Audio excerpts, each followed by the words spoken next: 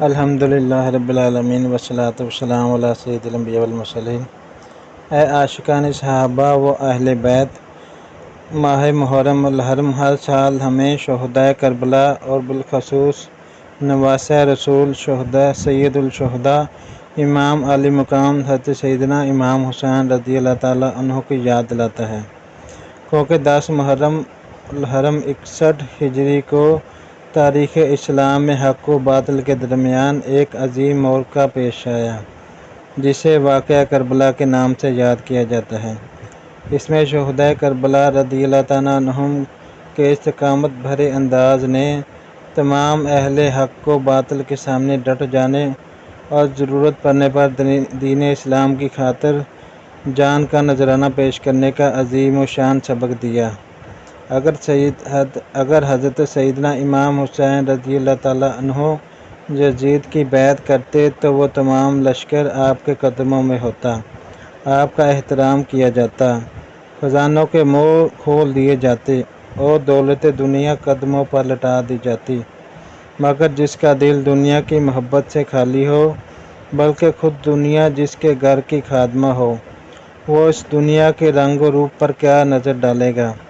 حضرت سیدنا امام حسین رضی اللہ تعالیٰ عنہ نے راحت دنیا کے منہ پر ٹھوکر مار دی اور راہ حق میں پہنچنے والی مصیبتوں کا خوش دلی سے استقبال کیا، اور اس قدر آزمائشوں کے باوجود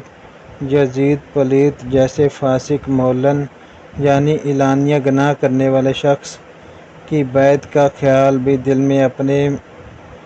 بھی اپنے مبارک دل میں نہ آنے دیا، اپنا گھر لوٹا دیا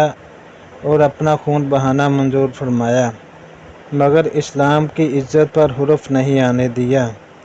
خدا کی قسم، میدان کربلا میں کربلا والوں کا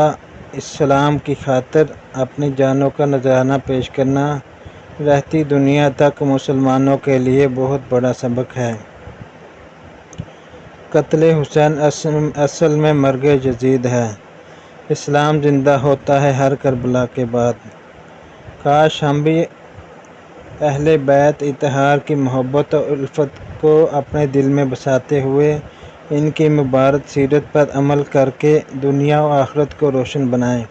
اور اللہ پاک کی رضا و خوشنودی حاصل کریں۔ گھر لٹانا جان دینا کوئی تجھ سے سیکھ لے، جان عالم ہو فدا اے خاندان اہل بیت، دولت دیدار پائی پاک جانیں بیچ کر کربلا میں خوب ہی چمکائی دکان اہل بیت۔